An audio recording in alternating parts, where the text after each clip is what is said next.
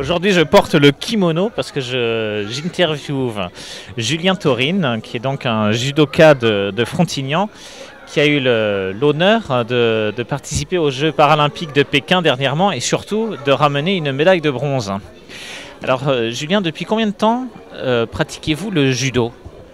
J'ai commencé le judo à Toulouse en 1998 et après j'ai intégré le club du judoka de Frontignan en 1999. Alors parlez-nous un petit peu de ces Jeux olympiques de Pékin. Comment vous les avez vécus?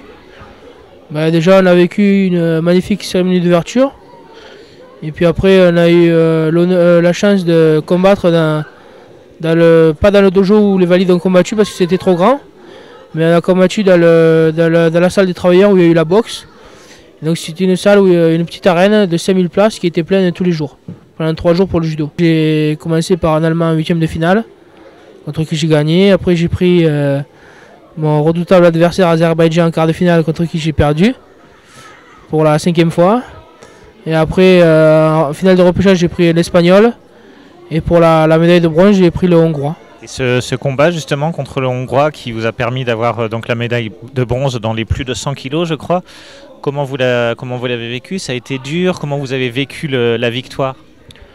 C'était un combat assez rude parce que c'est vrai qu'on se connaît assez bien maintenant, tous les judokas, parce qu'on se rencontre sur tous les championnats. Et donc ce Hongrois m'avait battu au mois de mai au tournoi d'Allemagne. Donc c'est vrai que quelque part j'avais une petite appréhension, mais j'avais tellement envie de ramener la médaille qu'il fallait gagner ce combat, quoi. Comment, selon vous, les Français perçoivent les Jeux paralympiques? Et vous, quel est l'honneur pour vous d'avoir cette médaille donc? Les Français perçoivent les Jeux paralympiques comme ce qu'on peut leur montrer, parce qu'on leur montre pas grand-chose. Donc ils les perçoivent comme ils peuvent. Et donc personnellement, c'est quand même la consécration dans la carrière des sportifs et une médaille aux Jeux, que ce soit d'or, d'argent ou de bronze. Et c'est vrai que pour moi, c'est un rêve qui s'est accompli. Et le 9 septembre restera le plus beau jour de ma vie, quoi. Et alors, vous regrettez justement qu'en France, les Jeux paralympiques ne soient pas plus médiatisés? Oui, c'est un grand regret pour nous. Je vois pas pourquoi les valides auraient plus de place que nous. C'est sûr qu'on ne demande pas d'avoir la même place, mais au moins d'avoir... si on avait eu 1 heure de retransmission tous les jours, ça aurait été vraiment du bonheur, quoi. Il faut savoir qu'en Chine, il y avait 5 chaînes de télévision chinoises 24h/24. Les Allemands avaient 5 heures par jour. Les Espagnols avaient 100 journalistes. Et la France avait 20 journalistes, donc il n'y a pas photo, quoi.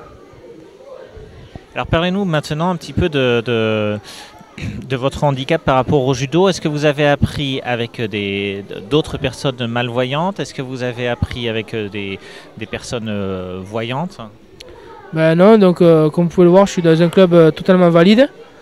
Je suis la seule personne non-voyante.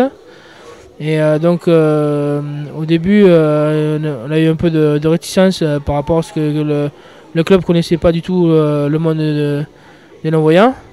Et donc mon entraîneur, Jean-Claude Ferrier, s'est adapté et a mis un bandeau sur les yeux pour m'apprendre le judo.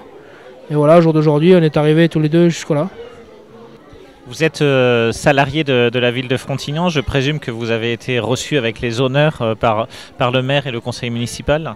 Ah oui, donc dès que je suis arrivé le vendredi à la gare de Montpellier, il y avait l'adjoint au sport qui était présent. Et le soir même, j'ai été reçu en mairie par monsieur le maire. Et quel est votre avenir maintenant, aussi bien sportif que par rapport aux Jeux Olympiques? Vous visez maintenant une médaille d'or. Donc là, je reprends petit à petit. J'ai repris cette semaine l'entraînement. Et maintenant, l'objectif, c'est j'ai re-signé pour 4 ans. Et donc, les championnats de France en janvier. Et puis cette année, il y aura les championnats d'Europe le 5 juillet en Hongrie. Comme je dis à vos confrères, maintenant, j'ai eu des médailles dans tous les championnats, dans le plus beau aussi, les Jeux. Et maintenant, j'aimerais bien avoir des titres.